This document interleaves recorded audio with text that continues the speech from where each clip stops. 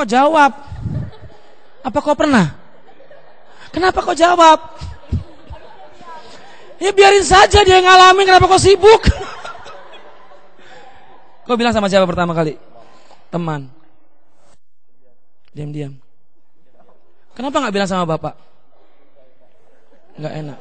Hah? Ngapa? Gak enak kan? Kenapa gak enaknya, kenapa? Hah? Takut ya? Malu ya? Kenapa kalian malu ngomong sama bapak? Gak apa-apa, ini kalimat jujur, galak ya, takut disalahin ya. Terus? Gak enak ya? Berarti ada yang salah kan dengan kita kan? Gak biasa kan? Karena tidak ada komunikasi kita dengan bapak. Hal-hal yang paling pribadi pun orang lain lebih tahu dahulu daripada kita. Maka itu kadang ibu guru heran, anak saya di rumah baik kok bu, kenapa jahat? Karena orang tua gak pernah tahu keadaan anaknya sebenarnya. Pernah gak tas kalian diperiksa bapak kalian? Tas dibongkar? Gak pernah kan? Kalau tiba-tiba bawa ekstasi, bawa apa? Anak saya di rumah baik kok, rajin ibadah. Ibadah tuh gak penting. Kalau ibadah cuman store muka, doa kagak, cuman sering seperti itu. Lanjut. Bertindak kejam pada ibu. Siapa yang pernah lihat bapaknya pukul mamanya? Laki-laki tidak boleh pukul istri, secerewet bagaimanapun dia. Saya belajar kemarin, perempuan itu harus ngomong 15.000 kata per hari. Itu perempuan. Kalau mertua 24.000 kata per hari. Kalau kalian tinggal sama mama, sama nenek, dengarlah berapa puluh ribu kata per hari. Harus kalian dengar. Dan tidak semua laki-laki tahan dengan omongan kan? Bapak kalau lagi omel, mama berantem, mama bapak wah, mama KO 1, 2, 3, 4, 5. And the winner is bapak. Pernah lihat bapak pukul ini? Langsung. Pernah lihat nggak? Sedih nggak? Kok benci bapakmu gitu? Pertama benci ya. Dan kasus seperti ini saya yakin ada juga yang tapi tidak mau ngaku loh. Ngerti nggak? Bapak tempeleng mama, pak, di depan anak-anak. Pasti anak bela mama, ya kan? Di hati anak bilang gini, papa jahat, papa jahat. Anak itu diam, tapi di hatinya tersimpan memori, papa jahat. Lanjut. Otoriter tadi sudah, kejam dan sadis. Terus ada nggak bapak kalau mukul sampai sadis? Saya pernah dengar bapak sampai mukul sampai lupa diri gitu. Teman saya dipukul sama bapaknya sampai ember pecah. Bapak yang lemah dan pelin-pelan, ada nggak bapak pelin-pelan? Banyak. Terus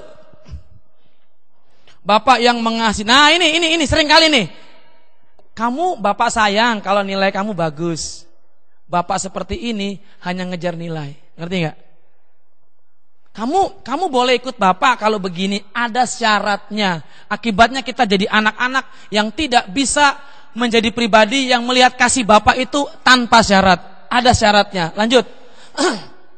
Bapak yang tidak bertanggung jawab. Ada. Bapak-bapak yang meninggalkan mamanya, istrinya, anaknya tanpa pernah memberi nafkah. Lanjut. Bapak yang selalu menyalahkan. Pernah nggak disalahkan orang tua?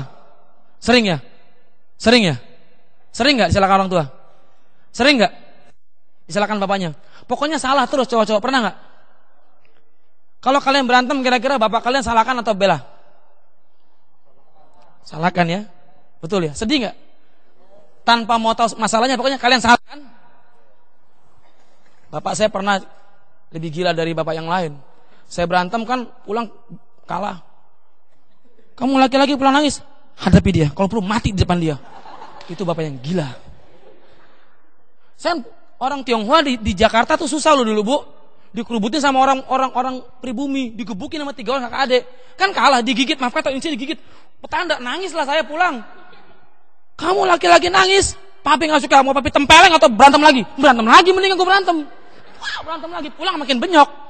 Tapi dia bilang gini, bagus. Pilih ditempeleng bapak atau berantem?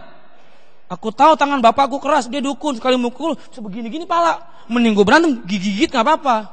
Yang penting nggak rabies. Lanjut. Cepat nak, bapak yang pilih kasih. Anak pertama di sini boleh angkat tangan, anak pertama. Punya adik nggak? Punya adik nggak? Perlakuannya gimana? Apa? Perlakuan. Punya adik nggak? Perlakuannya beda nggak? Beda ya. Kalian selalu disalahkan ya? Lagunya mengapa aku yang salah ya? Padahal bukan salah kalian kan? Iya. Rasanya jengkel nggak? Pengen bela diri kan? Bapak yang selingkuh. 40% pria Indonesia yang punya istri pernah dan masih berselingkuh. Apa itu selingkuh? Kalian semua pinter. Ada selingkuh. Bapak saya punya istri 20. Ya, yang resmi 5. Waktu mama saya dengan bapak saya berantem, itu selalu disebut nama perempuan. Kalau berantem itu nggak sebentar, langsung kamu A B C D E F G. Ternyata waktu papa meninggal, abang saya bilang gini, nama saya Fong, papi itu punya istri itu 20. Hah? Yang resmi 5. Yang terakhir itu resmi terakhir tuh mama saya, tapi mama saya udah nikah resmi ada 2 lagi selingkuhannya. Dia dukun dan ilmu peletnya hampir turun ke saya. Kalau itu jadi pada saya, kasihan istriku. Tapi Tuhan mengasihi saya. Amin. Enggak ada yang mustahil buat Tuhan. Aku baik-baik kan sayang? Iya. Ini istriku. Dia tahu saya punya keluarga enggak beres. Istriku 1, anakku 2. Jangan dibalik. Nyebutnya istriku anak, jangan. Lanjut. Bapak yang terlalu manja kan melindungi, manja. Terus nuntut seperti tadi. Nilai 8. Kita lihat ada bapak-bapak yang seperti itu kan ya. Nah, kalau kita punya bapak seperti yang tadi, ini akibatnya. Yang pertama, anak akan mengalami luka batin. Luka di luar itu bisa sembuh, betul kan? Dia gampang dipukul sebentar, lecet hilang. Tapi yang namanya luka batin itu nggak akan bisa sembuh kecuali dia harus mengaku. Luka batin nggak bisa sembuh. Seperti ini luka. Nah kalau dia misalnya punya luka jatuh ya, bukan nah dia luka lecet gitu, sobek ininya, ya ini sobek ininya, ya kemudian luka ini tidak dibersihkan. Saya kasih sama perban sama obat, sembuh nggak? Tapi perbannya diganti nggak? Harus diganti. Perban kalau nggak diganti itu akan menjadi sumber penyakit, kan? Nah kalau perban nggak diganti, dibiarkan begini terus, lama-lama kan nempel kan? Sakit nggak itu? Bagaimana caranya untuk bisa disembuhkan? Harus dibuka perbannya itu, sakitnya minta ampun, dan ini dibersihkan dan harus dikasih obat baru sembuh. Terima kasih. Luka batin itu bukan seperti luka fisik biasa. Kita bisa sembuh sebentar, ditempel sama perban, tapi kalau kita nggak mau mengakui kita terluka, itu akan menjadi sesuatu yang akan membuat kita semakin menderita. Mengaku, dan biarlah luka itu dikorek sama Tuhan, disembuhkan Tuhan, baru lepas. Ya, luka batin, tawar hati, putus asa, durhaka, kepahitan. Pernah dengar kisah Malin Kundang? Itu Alkitabiah. Malin Kundang punya bapak nggak?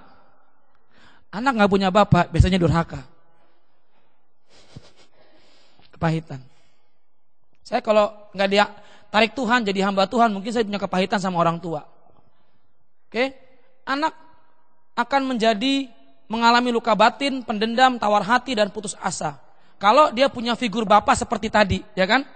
Lihat mamanya dipukul depan orang tua, di depan dia, lihat bapak nggak mau dengar apa kata dia, lihat bapak begitu kejam sama dia, salah dikit pukulnya keras, salah dikit main hantem, salah dikit disalahkan, nilai ulangan jelek, menyalahkan anak sembarang macam-macam pokoknya. Ada anak yang memang punya kemampuan otak dalam menangkap pelajaran lebih dari yang lain, betul? Nggak ada anak bodoh sebetulnya.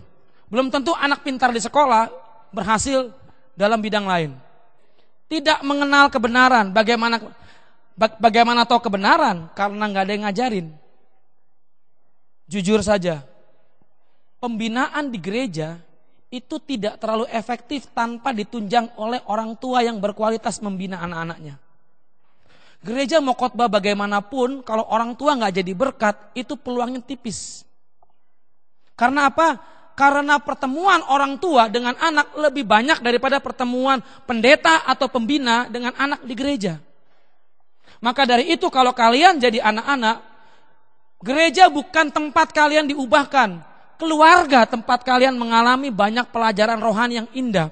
Kalau punya bapak cinta Tuhan, anak-anaknya pasti melihat figur bapak yang dapat diandalkan. Betul nggak? Kenapa banyak anak pendeta seringkali jadi bandit? Karena lihat bapaknya di mimbar dengan bapaknya di rumah beda. Bapaknya di mimbar bilang kasih sesamamu. Bapaknya di rumah pukul istri. Akibatnya anak bilang ini, pendeta tukang tipu.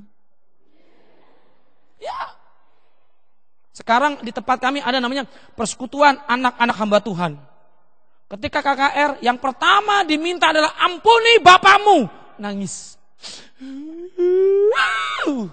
Ya. Karena apa? Kami ini para pendeta, orang harus tahu kami ini sempurna. Kena injak semut aja, puji Tuhan. Serempet dikit, haleluya. Semua harus serba rohani, padahal kami juga manusia. Di rumah pendeta boleh marah sama anak, tapi dengan cara yang benar. Ngerti gak? You know? Bilang, no. Do you understand? 10. Bapaknya gak pernah ngajak anak berdoa. Bapaknya gak pernah ngajak anak baca Alkitab. Mau jadi apa tuh anak? Betul? Ya gak? Pernah gak bapak ngajak kau berdoa? Berapa tahun yang lalu? Oh enggak. Pernah bapak? Enggak tahu. Pernah? Lama gak? Sering. Pernah? Yang jujur jawabnya, jangan terlalu. Pernah? Jarang tapi. Baca Alkitab? Saya bertobat kemarin ketika ikut men's camp. Saya kurang untuk seperti saya ini mengajak anak-anak berdoa. Karena saya kalau nyanyi suaranya fals. Anakku kalau saya nyanyi dia ketawa, papi nyanyi. Jadi kalau saya angkat suara, anak-anakku ketawa semua gitu. Akhirnya saya nggak doa, saya bilang gini, doa, bukan. Jadi saya jadi jengkel. Tapi kemarin saya bertobat, saya bilang Tuhan aku mau bawa anak-anakku berdoa. Walaupun mungkin nggak setiap hari, tapi minimal kalau ada waktu diingatkan, saya akan bawa dia berdoa. Dulu saya paling malu, kenapa? Istriku suaranya bagus. Dulu dia duet sama Krisdayanti, tapi beda studio gitu kan. Anakku dua-duanya yang besar suaranya bagus. Kalau saya nyanyi mereka, papi kok lain nadanya Mia? Bukan yang doa mereka, papi kok nadanya lain Mia? Papi jelek suaranya. Jadi saya nggak doa semakin. Diam kalian semua nyanyi. Bapak kalau kenal kebenaran, anak pasti peluang hidupnya dalam keadaan lebih bagus. Anak menjadi manja dan tidak mandiri. Dikit-dikit, Pak. Dikit-dikit, Pak. Berantem dikit, Pak. Aku dipukul sama dia, Pak.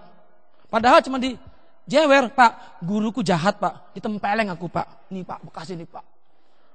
Anak seperti itu masukkan mesti didoakan khusus itu. Saya jadi orang tua.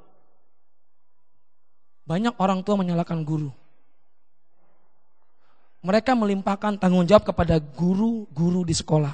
Mereka nggak pernah mau dengar anak, mereka nggak pernah mau ngurus anak-anak. Mereka hanya tahu kalau anak bodoh, anak dapat nilai jelek itu gara-gara guru. Sebetulnya tidak. Guru hanya berapa jam, Bu? 2-3 jam ya. Orang tua setiap hari ketemu anak. Bisa suruh ngeles, tapi guru les itu nggak punya beban seperti orang tua, ya nggak? Les, ada orang tuanya ini ya 4 tambah 5 9. Orang tua pergi. Ibu ngapain? Ibu mau SMS dulu. Cepat. Ibu pulang dulu ya. Itu anak juga nggak pinter-pinter. Orang tua harus jadi guru yang baik. Amin. Ini anak SMA, tapi udah gede malu ajaran orang tua. Ya minimal engkau bisa menjelaskan, Pak, aku dapat nilai 10 loh, Pak. Yang lain berapa? 100. Baru mau bilang gini, yang lain berapa? 100. Anaknya mau dibilang bodoh, bilang gini, kan seperti anak dengan bapak, satu arah Pak. Bapaknya nilai begitu, anaknya pun begitu. Ya parah kalau begitu. Anak tidak memiliki karakter yang baik. Karena anak lihat contoh yang tidak benar di rumah, anak gampang menjadi peniru. Anak-anak adalah peniru yang baik, setuju? Anak-anak adalah peniru yang baik. Kalian bisa seperti ini karena kalian meniru apa yang kalian lihat. Iya enggak? Kalau sering lihat mama dipukul, kalian akan jadi orang yang benci sama laki-laki. Perempuan kenapa bisa lesbi? Tuhan gak pernah ciptakan lesbi. Tapi Tuhan benci lesbi. Kenapa? Karena anak-anak itu bisa dibentuk lewat dari kecil. Saya bisa bilang gini, lesbi terjadi kenapa? Karena anak melihat figur laki-laki, bapaknya jahat sama mama. Dan di hati dia, aku tidak percaya laki-laki.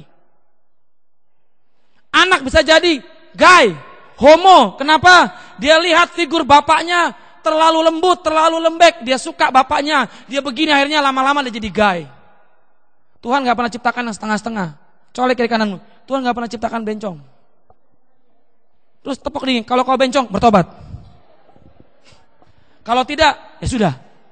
Lanjut. Oke. Lagi Pris. Anak kehilangan berkat. Kalau anak punya kepahitan, punya luka batin, itu dosa. Dosa gak luka batin? Dosa. Luka batin itu tidak mau mengampuni. Tidak mau mengampuni itu dosa. Kalau orang dalam dosa, dia tidak terima berkat. Lanjut. Tidak bisa bertumbuh secara maksimal. Bagaimana mau bertumbuh? Ada luka batin. Kalau mau doa, ingat bapaknya jahat, ingat orang tuanya jahat, doanya tidak bisa naik ke sorga. Kenapa? Terhalang oleh dosa. Tidak menghasilkan buah-buah roh. Lanjut. Akan mewarisi apa yang dia lihat dan alami dari bapaknya kepada keluarganya kelak. Saya punya papa. Papa saya kalau mukul sadis, apa dia bilang gini? Dulu papa diajar kungkung seperti itu. Ngerti gak? Papa mukul seperti itu kepada kamu karena papa lihat kungkung mukul papa seperti itu. Dan tidak mustahil laki-laki, engkau akan pukul anakmu seperti yang kau terima dari bapakmu. Wanita, kau akan terima perlakuan kepada anakmu seperti kau terima dari bapakmu. Karena apa? Engkau lihat pemimpin. Lanjut. Hidup dalam kutuk. Kenapa kutuk? Apa itu kutuk? Hidup dalam murka Tuhan. Orang yang tidak mau mengampuni dalam kutuk itu. Lanjut. Tidak bisa mengenal Allah sebagai Bapa yang baik. Baik. Nah, kita kan ke pemulihan. Tadi kita sudah bicara tentang banyak hal. Sekarang mau dipulihkan Tuhan? Mau diberkati? Langkah pertama, lihat please. Klik. Siapa yang perlu pemulihan? Semua orang perlu pemulihan. Katakan sama-sama, pemulihan bukan hanya buat kamu, tapi buat saya. Ajak temanmu bicara. Pemulihan bukan hanya buat kamu. Saya. Kalian bilang gini, itu pendeta dipulihkan belum? Saya kehilangan orang tua ketika kelas 2 SMP. Papa saya meninggal, mama saya menikah lagi dengan orang Islam. Saya sempat kepahitan dengan papa tiri saya yang Islam. Tapi waktu nikah saya undang dia, saya peluk dia. Kecewa saya, mama saya Islam, anaknya pendeta, apa gak gila? Saya pernah bawa adik saya ke rumah, kami ibadah dia ngaji. Apa gak sadis? Kami ibadah dia ngaji. Astagfirullahaladzim. Salah. Ya, saya dipulihkan Tuhan. Saya tinggal di asrama Petamburan 5 tahun. Susah hidupnya. Yang pernah tahu itu dulu bagaimana hancurnya hidupku. Bapak meninggal, orang tua gak ada yang bimbing, hidup uang gak ada, hanya dari belas kasihan orang lain, jadi anak yang tanpa kasih sayang, liar. Tapi untung bapakku di sorga luar biasa. Maka itu lagu yang paling saya suka adalah Bapa, ku naikkan syukur padamu. Itu lagu yang paling saya suka. Kenapa? Saya tidak punya figur bapak. Saya punya figur di sorga tuh. Maka saya bagikan, saya dipulihkan Tuhan, baru jadi pendeta. Belum jadi pendeta, baru dipulihkan. Dipulihkan dahulu, baru jadi bapak yang baik. Katakan sama, pemulihan bukan hanya buat kamu, tapi buat saya. Klik lagi Friska. Langkah untuk mengalami pemulihan. Mau dipulihkan Tuhan? Lihat. Jika kita sungguh-sungguh mau merendahkan diri, yang pertama rendahkan dirimu. Gak usah merasa lihat orang lain lebih, wah dia begitu, dia begini. Lihat diri sendiri dulu. Dan mau membuka hati mengizinkan Roh Kudus. Roh Kudus, aku butuh Engkau. Gak usah lihat, dia itu gak ya respon, gak usah. Ini kelemahannya kita.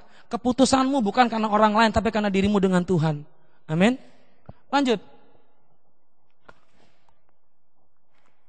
Buka hati, open heart. Hari ini percuma saya bicara banyak, percuma uang keluar banyak, kalau kalian pulang tanpa diberkati. Kerinduan kami kalian pulang membuka hati. Kita buka hati pagi hari ini. Lanjut. Yang pertama buka hati. Yang kedua tinggalkan keangkuhan. Mengaku. Nanti kita lihat. Ampuni. Amin. Pernah lihat bapakmu dipukul, mamamu dipukul? Ampuni bapakmu. Kemudian rindukan kasih Allah. Kasih Allah tidak akan bisa turun kalau kita enggak mengaku dan mengampuni. Karena kuncinya di sini. Lanjut. Yang pertama pengakuan. Klik. Firman Tuhan berkata, jika kita mengaku dosa kita, maka Ia setia dan adil, sehingga Ia akan mengampuni segala dosa kita, Ia akan mencucikan kita dari segala kejahatan. Kebencian, kepahitan, sakit hati, itu dosa. Sama-sama bilang, kebencian, kepahitan, sakit hati, dendam, itu dosa. Kita harus mengaku. Tuh, jangan doanya diam gini.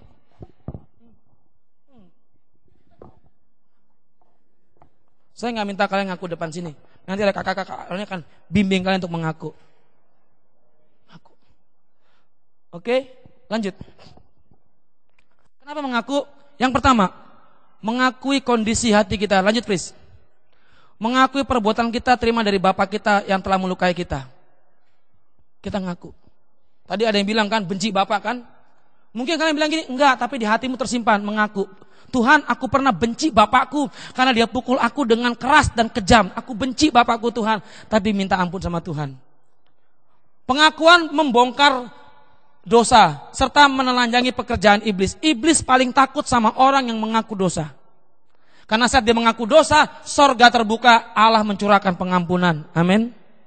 Amin. Maka itu pengakuan dosa itu penting. Kata, mengakui bahwa kita ingin lepas. Amin. Amin. Aku ingin lepas Tuhan. Hari ini kita akan lihat cara Tuhan menghalangi bahwa hal tersebut sangat menghalangi berkat, menghalangi kita untuk bertumbuh. Lanjut. Mengampuni. Katakan sama-sama. Katakan sama-sama. Ini yang susah loh. Perempuan lebih susah mengampuni dari laki-laki. Betul? Kenapa dalam pernikahan banyak perempuan yang menderita? Perempuan tidak bisa membalas, tapi hatinya dia. Perempuan kalau sudah sakit itu disimpan di sini kayak jadi busuknya minta ampun. Laki-laki minta ampun, ya sudah kita beres. Tapi perempuan bisa senyum, apa kabar? Tapi hatinya bilang gini, jelek lu. Bisa perempuan, maaf kata yang perempuan jangan tersinggung. Perasaan. Tanya mama-mama kalian, Mak, mama sebetulnya punya apa sih sama papa? Benci kah? Oh enggak, biar Tuhan jamah. Mau diampuni? Ampuni bapakmu. Jangan ampuni bapak orang lain. Ampuni bapakmu. Amin. Ampuni bapakmu. Sebutkan nama bapakmu kepada Tuhan. Aku ampuni bapakku ini. Aku ampuni karena dia pernah pukul aku. Aku ampuni karena dia pernah bilang binatang padaku. Sebut binatang apa. Tapi jangan banyak-banyak. Nanti kalian bingung. Lanjut, please. Perasaan paling mematikan adalah tidak mengampuni. Terus, please. Kesalahan, perhatikan. Kesalahan Bapa jasmani yang tidak diampuni akan menjadi penghalang untuk mengalami kasih Bapa. Kita gak akan pernah bisa menikmati kasih Bapa sorgawi kalau kita gak mengampuni kesalahan Bapa jasmani kita. Hari ini mau mengalami kasih Bapa yang sejati? Mau? Ampuni dulu. kesalahan Bapa jasmani kita. Klik. Mengampuni berarti yang pertama, membebaskan dari hutang dosa. Jangan ingat-ingat lagi kesalahan orang tuamu, bapakmu atau mamamu. Lepas. Kayak seperti ini nih, hutangmu lunas, titik. Menerima berkat anugerah Allah, menikmati kemerdekaan, taat pada firman, ampuni, lupakan. Amin. Katakan sama-sama, mengampuni berarti melupakan, membebaskan. Kayak gini, saya mengampuni kamu dan saya melupakan semua kesalahan pada saya. Jangan disimpan, saya mengampuni kamu. Sini ingat gini, dulu lu pernah ngelirik gua kan? Lanjut, Pris. Yang ketiga, mengenal Allah sebagai Bapa yang benar. Klik. Istilah ini terusnya, hubungan kita dengan Allah sebagai Bapa memberikan landasan bagi kita untuk memiliki persekutuan yang lebih akrab. Bahasa Dayaknya Bapak apa?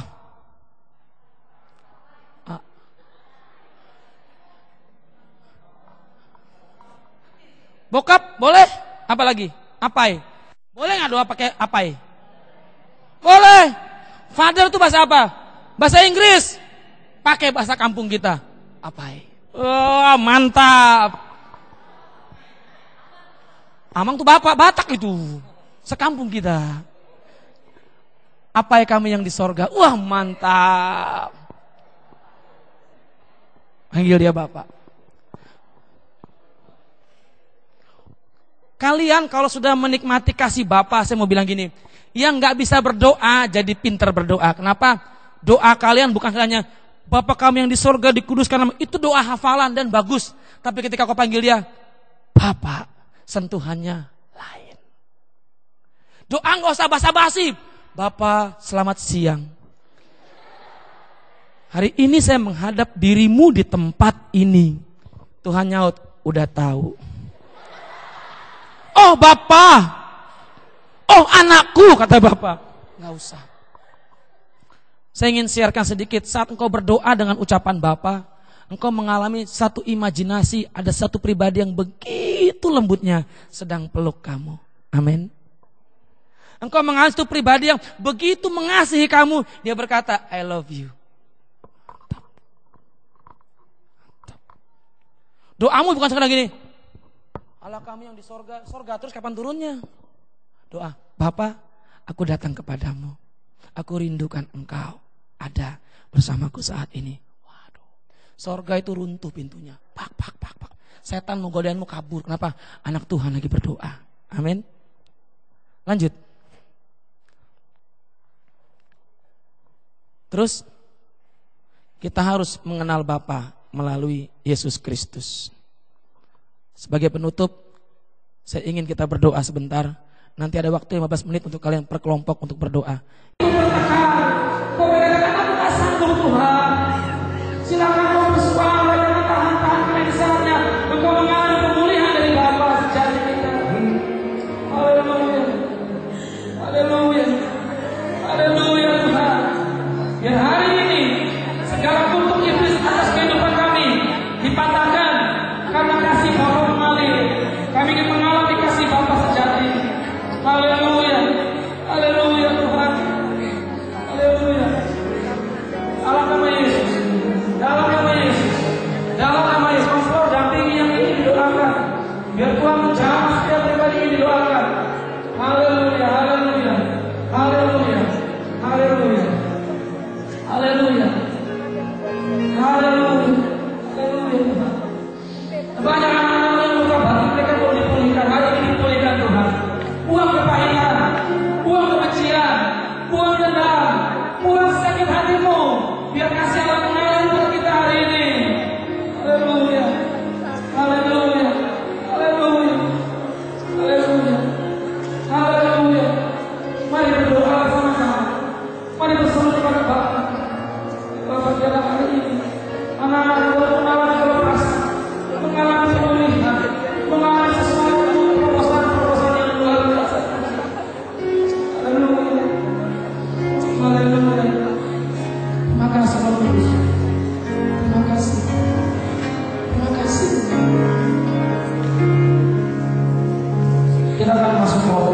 tetapi beberapa orang ingin didoakan secara pribadi dan berkumpul di depan sini nanti.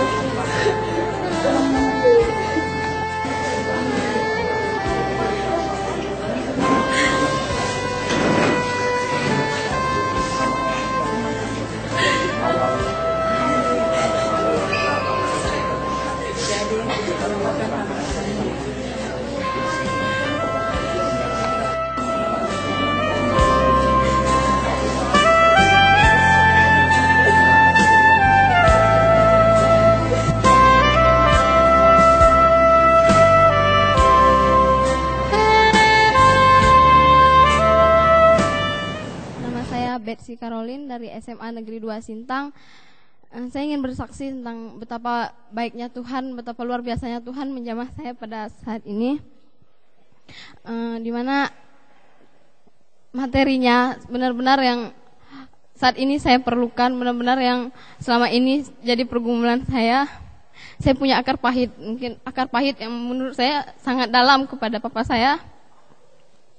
Papa saya melakukan mungkin kesalahan yang menurut saya itu benar-benar fatal, bahkan kesalahan itu benar-benar merubah semua hidup kami. Saya, kakak saya, adik saya, bahkan mama saya. Sejak saat itu kehidupan kami sekeluarga benar-benar yang berubah. Papa saya yang dulunya aktif di gereja, bahkan dia menjabat sebagai majelis. Menurut saya, papa saya kalau di luar, di depan orang-orang itu sepertinya papa yang sempurna. Tapi kenyataannya menurut saya tidak seperti itu. Saya punya akar pahit yang begitu dalam kepada papa saya. Di satu sisi kadang papa saya bisa menjadi orang yang sangat baik, bahkan menjadi papa yang sempurna menurut saya. Tapi di sisi lain ada suatu, tidak tahu kenapa saya merasa benci sekali dengan papa saya. Tapi pada saat ini lewat seminar ini saya sungguh diberkati. Saya punya komitmen untuk bisa mengampuni papa saya, apapun itu kesalahannya. Dan saya berharap minta bantu teman-teman untuk berdoa untuk papa saya. Saya cuma pengen satu, papa saya kembali seperti dulu. Papa saya bisa aktif di gereja.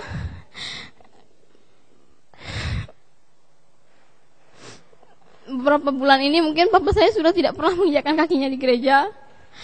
Dia selalu mencari kesibukan untuk menghindar. Bahkan ketika saya ajak, "Papa, ayo kita ke gereja. Papa, ayo ke gereja."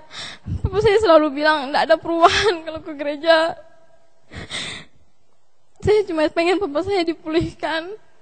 Dan saya pengen mengampuni papa saya. Itu saja, terima kasih.